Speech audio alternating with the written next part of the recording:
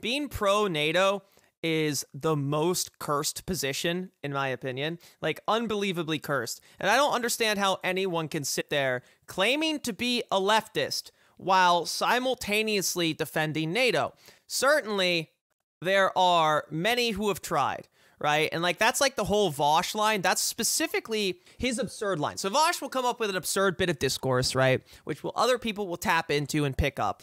And his line was, of course, NATO is in fact not anti-communist. NATO is not fascist. That's crazy. That's absurd. No.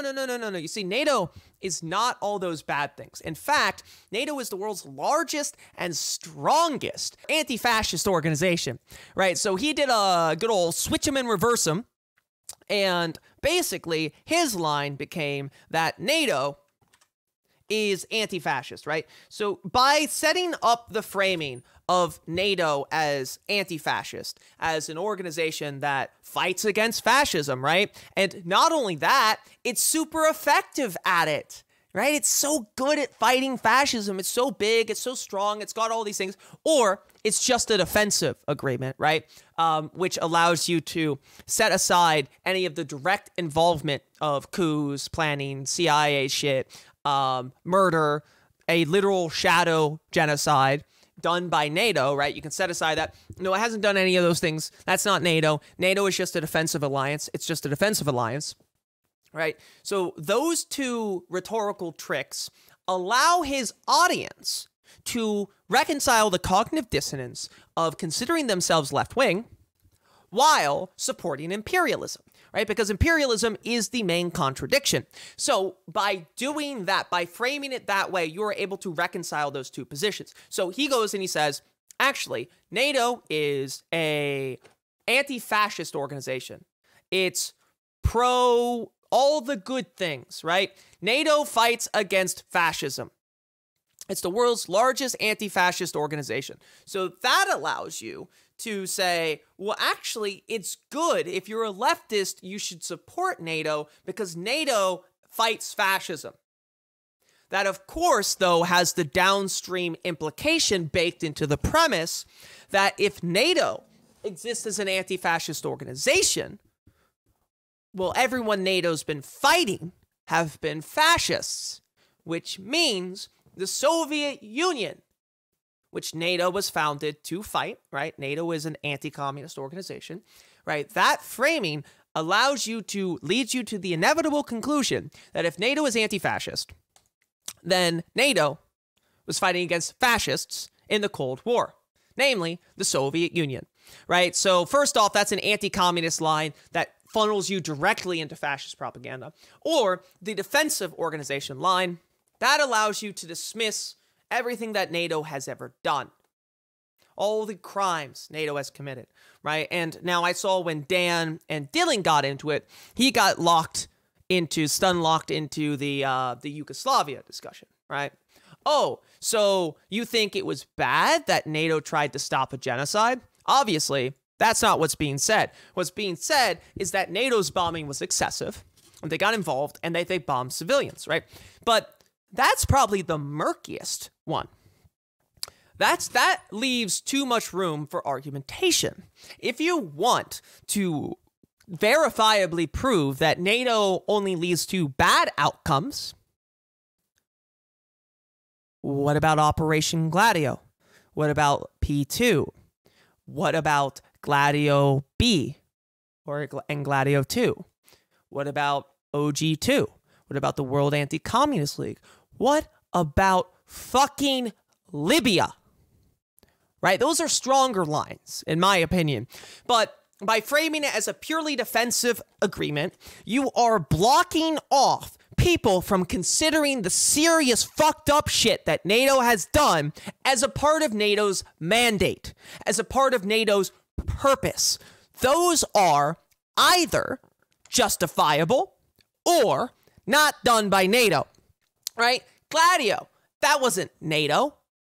There were some NATO members involved, but that wasn't NATO. That was, I don't know, the CIA. And maybe it didn't even happen. Maybe these communists are blowing this out of proportion. That he is framing the argument to promote these fascist ideas makes sense, because I think that's a very clear way to dismiss preemptively any criticism of NATO as an organization. And make no mistake, NATO's involvement in Libya was disastrous. Absolutely disastrous. We funded Salafi rebels who tore across the country like a fucking scourge. Burned and destroyed infrastructure. And of course, remember, until NATO got involved, Colonel Gaddafi and the Libyan government had won the civil war. The rebels were corralled to a tiny bit of territory. They were losing, and losing badly. Then what do? NATO gets involved, and we blow up the Libyan Air Force. We blow up their anti-aircraft weapons, and we provide cover. We bomb the Libyan Air Force, right? Or Libyan Air Force and the Libyan Army, and provide cover. NATO serves as an air force for a bunch of jihadist rebels who are pushing to Tripoli. Well, that's not good, right? That's not good. We are literally helping these guys who have been expelled from Libya for being a poison to the body politic. Right. Oh, yeah. I mean, no-fly zones were a part of that, right? I mean, the arrogance to think it's justified or something for, I don't know, a foreign government or a foreign institution, which Libya has no commitment to, right? Libya is not a member of NATO. Libya was not signatory to those treaties. For them to get involved, to claim their peacekeeping, to basically declare war on a sovereign nation, to lock down another country's airspace, to just lock down the airspace. And, they do that by saying, oh, well, the rebels, these guys who want to fucking murder everyone, these moderate rebels, they're the legitimate government. Right? And what's Libya now? NATO destroyed Libya's air force. NATO destroyed Libya's army. NATO destroyed the great man-made river. One of the greatest and most ambitious infrastructure projects in human history. NATO destroyed the great man-made river, and they did that intentionally. They did that intentionally to apply economic pressure. All right, the same people who want the West to intervene in Iran. Yeah, Marx, all of them. And they keep falling for the same damn song and dance every single time. Oh, this country is bad. They do bad things. Okay. Well, I've, of course, removed the log from your eye first, but sure. All right. We can say there's some bad things there. Yeah, maybe that's not how I would do things. But it's not your fucking country. Concern yourself with the West first. Deal with the life and death struggle that people are facing in the West. Do not be sitting here doing justification for the intervention of the largest imperialist power on earth. Don't be saying, oh, the Iranian people need us. NATO needs to get involved. The Libyan people need us. We need to get involved. What? And make their lives worse? Kill them? Bomb them? Destroy their infrastructure? Destroy their cities? Reduce their country to fucking rubble? Oh, yeah, they'll thank us. Tripoli, to this day, is split up into feuding militias. There are constant gunfights, violence, bombings, terror attacks in Tripoli. Libya went from being the most prosperous nation in North Africa to the capital of the human slave trade. That doesn't seem like a good fucking outcome to me, does it? That doesn't seem like NATO only promotes good outcomes.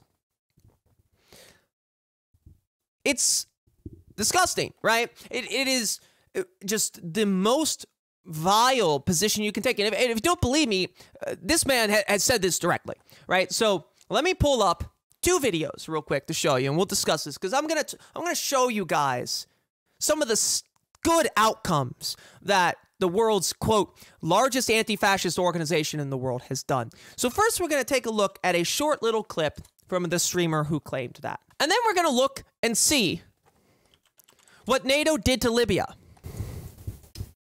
Ukraine is a right-wing capitalist war, and while NATO is on the right side in this one conflict, it's on the wrong side in plenty of others. NATO is not even officially involved in this conflict. Can you really keep praising NATO? NATO's not even officially involved in this conflict.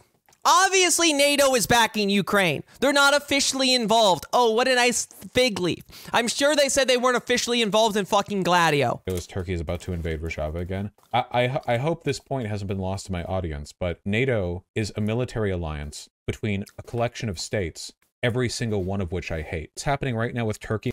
So first, what he says, right, is NATO is a defensive alliance, right? That's it. It's a defensive alliance. In Rojava would not happen if NATO didn't exist.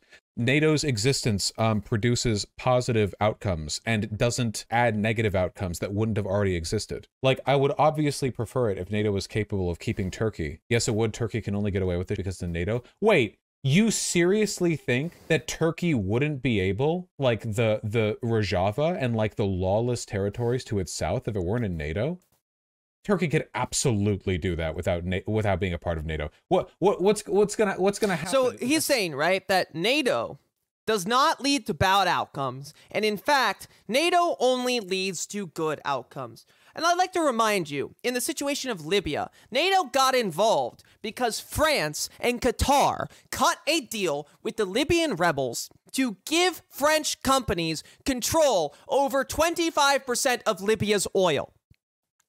Libya funded all of their social programs, their infrastructure, everything. The reason they were a country with the highest quality of life and highest standard of living in North Africa is because they used 99% of the resource rents from this nationalized oil in order to fund all these projects, right? And the rebels tell France and Qatar, we'll let you guys get a big slice of the oil. And since Libya has been overthrown, all of the oil has been stolen in the span of a few years. Libya's oil fields are fucking gone. There is nothing left for the Libyan people. Everyone has been fucking robbed blind. Let me explain NATO to you dumb lefties who think it's bad. Turkey could have kept doing this either way. Turkey could have kept doing this. Yeah, I think we should have kept troops there. But even if Turkey wasn't in NATO, they wouldn't have like risked war with the United States by invading Rojava while we had troops there. Do you really think we would have stopped them? NATO is just a military alliance. As long as nation states exist. Here we go. It's just a military alliance. That's it. There's nothing more there. NATO is just a military alliance.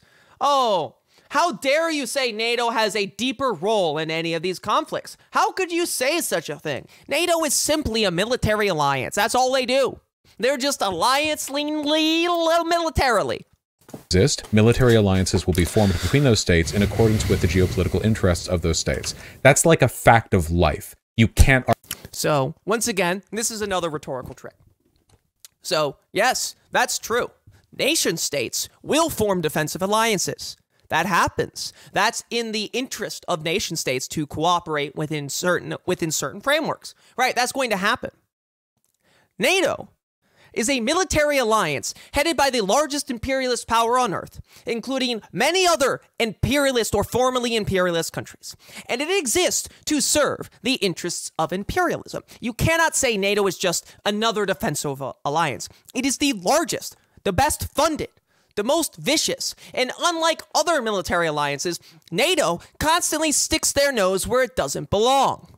Argue against that. You can argue against the policies of NATO or the number of people in NATO or like which countries are a part or whatever, but like you. So he's saying, oh, you can argue about the structure and form of NATO and whether or not that's optimal, but you cannot argue against NATO existing being bad. Can't oppose the concept of military alliances. You might as well oppose like another trick, right? Nobody is opposing the idea of military alliances here. What they are opposing is the existence of a military alliance to serve imperialist hegemony, a military alliance spearheaded by the United States. And make no mistake, people will say, oh, it's a defensive alliance between all these states, and they all have a seat, and they all have a say.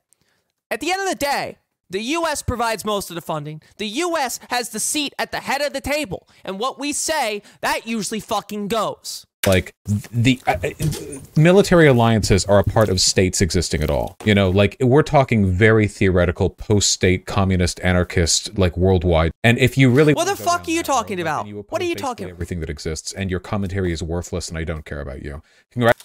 See, what a rhetorical trick. All right, so if you oppose NATO, yeah, it's a defensive alliance, right? A military alliance formed at the end of World War II to fight the Cold War. A military alliance formed explicitly for the purpose of anti-communism. A military alliance formed explicitly for anti-communism. A military alliance that participated in the shadow massacre of communists, 5-6 million communists worldwide, that participated in Operation Gladio, that assassinated, carried out terror attacks, gave weapons to fascists all over Europe. An organization that destroyed Libya. An organization that sticks their nose everywhere it doesn't belong in order to benefit the interest of the imperialist powers. If you oppose that, then you are just opposing the basic concept that states cooperate. You're opposing the basic concept that states cooperate. And if you oppose the idea that states cooperate, then you oppose the real reality of how things actually exist, and your critique is worthless. What a rhetorical trick. Wow, he really sets up and assumes 10 bad faith assumptions and speed runs them like he's fucking Sonic. Congratulations, you're so socialist. Wow, you're against all countries? Wow, oh my god, that's Nobody's saying that. So novel and brave of you. What does NATO allow for? Nice mocking tone, though. NATO here it is. Prevent? What things happen because of NATO, and what things can't happen because of NATO? Okay, so I'll give you some examples. For example, there were numerous Nazi leaders, including the heads of the Wehrmacht, High Command, and other people, including SS officers, who were spared the noose at Nuremberg because their expertise in the European theater would prove very useful to NATO leaders should the Cold War turn hot. Their leadership would be very useful. So, numerous Nazis were spared the noose and reintegrated back into West German society. Many of those Nazis held positions of, for example, the head of Allied ground forces for NATO. Nazis were spared. They were reintegrated. They were given good jobs, and they were given power over this organization. That's first. Number two, NATO was involved in orchestrating Operation Gladio, this massive stay-behind spider network that gave weapons, arms, and training to fascist holdovers in every single fucking European country. It was a constituent part of NATO's foundation, of its goal of anti-communism, for these states to create a parallel shadow state of fucking fascists to prepare for what would happen if communists invaded or communists won an election, to make sure that eventuality would never fucking happen. And finally, Libya. Libya, you dumb fuck. Well, here's the thing, guys. Most of the countries that are in NATO would have already been incredibly powerful. Do you think NATO is just this free association of these countries, that it's not anti-communist by nature, that it's just another defensive alliance, right? Well, do you think if your nation is communist, they're going to let you join NATO? Militarily advanced countries that can't be invaded without NATO.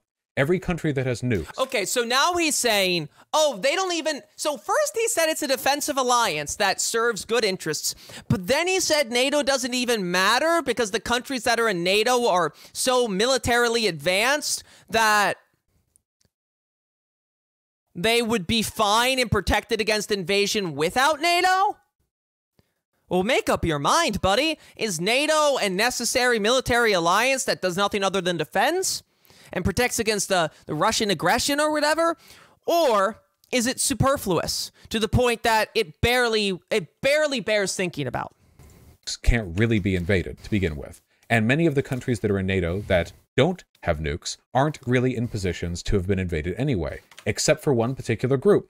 What group of countries? So NATO exists out of the benevolence of the Western states. NATO exists out of the benevolence of the states, of the Western imperial states, to protect the poor little Baltic countries. In NATO might have been invaded if they weren't in NATO. Eastern Europe, Latvia, Lithuania, Estonia, Poland, and... That's right, Broxo. It would have been Ukraine, wouldn't it? Countries that used to be a part of the Soviet Union. Because Russia has demonstrated it is fully willing to just conquer these countries, the existence of NATO allows for these people to be protected. Tens of millions of people protected from fascist invasion by Article 5.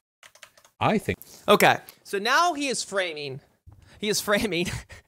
the enemies of the United States as being fascist, right? Protect its... Oh, what fascists are you talking about? Modern Russia? The Soviet Union? Who are you talking about? That's a good thing. And that's something that can only... That's a good thing. Because they're a part of a military alliance that... Because they are a part of an alliance serving the interest of imperialism. Great. Okay. Shields them through their allegiance with Western Europe and America. Allegiance. As for the bad things that NATO has produced, Let's I think see. in most cases, the stuff that has happened because of NATO would have happened anyway, even if all of its constituent countries did not share a military alliance. Oh, okay. Yeah, totally. Operation Gladio definitely would have happened. Italy would have gotten all those weapons on their own. Libya, right? As we all know, the Libyan rebels were going to win. It wasn't like they were pushed up against a fucking wall and were about to be crushed and thrown to the dustbin of history until the NATO Air Force and no-fly zones came in and destroyed the Libyan army and their Air Force. Right? We all know that. Right? It would have just happened on its own. I mean, what are you trying to argue here? He's basically saying that NATO is good and necessary, but at the same time is completely pointless, right? Oh, all these nations wouldn't have had to worry about invasions on their own, except for Eastern Europe, but also the bad things that NATO's done, all those bad things would have happened anyways. Someone else would have bombed those countries. Though I don't know why it wouldn't. NATO engages in offensive wars all the time. No, it doesn't, and you're stupid. Oh, NATO doesn't engage into offensive wars. He just says, no, it doesn't, and you're stupid. You can look out which engagements it's been in. NATO has provided support for existing military engagements. And oh, right. Like the fucking jihadists. Yeah. It's done special military operations that don't even constitute offensive war. Oh, yeah, no, totally. A no-fly zone doesn't really constitute an offensive war. That's right. Bombing a country's air force to smithereens and participating in instituting a no-fly zone in a country over which you have no jurisdiction. That doesn't constitute an offensive war. What are you talking about, you dumb tanky? But do you think like the Yugoslav, like, is that an offensive war, stopping a genocide? Are people conflating NATO with... I mean, I think maybe blowing up a bunch of civilians was not great, Vaush. The IMF? No, people are conflating NATO with every country that's a part of NATO. They don't understand the difference. They think that, like, when they say abolish NATO, do they think Western Europe is going to sink to the sea? Countries in NATO do wars all the time? Yes. What the fuck are you talking about, dude? Do plenty of military conflicts. But not because they're in NATO. America...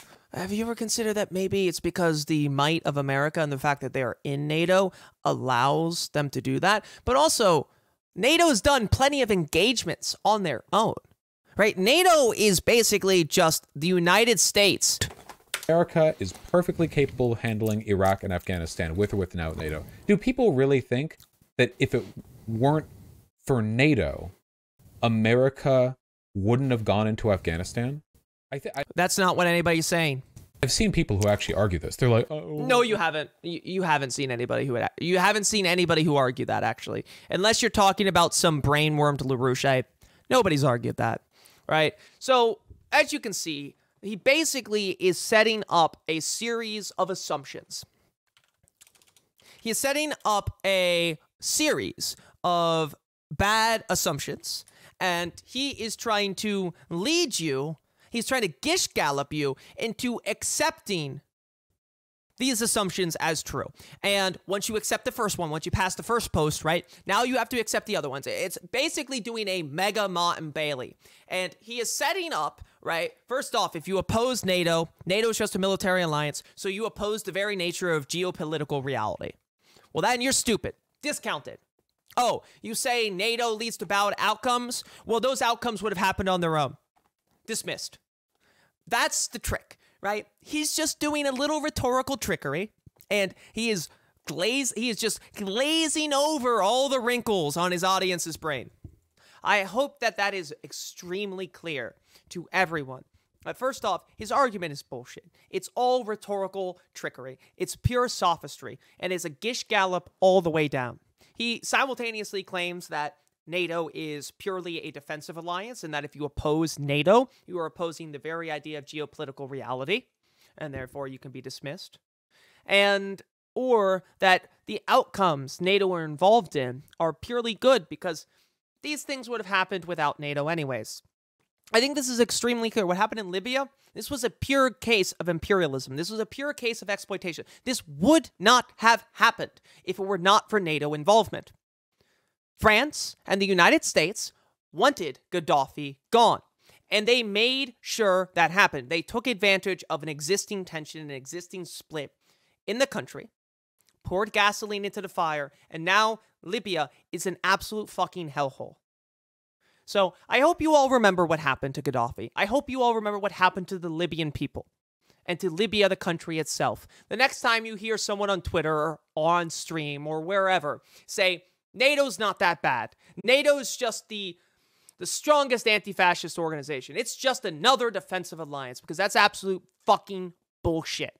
And I hope you all know that as well.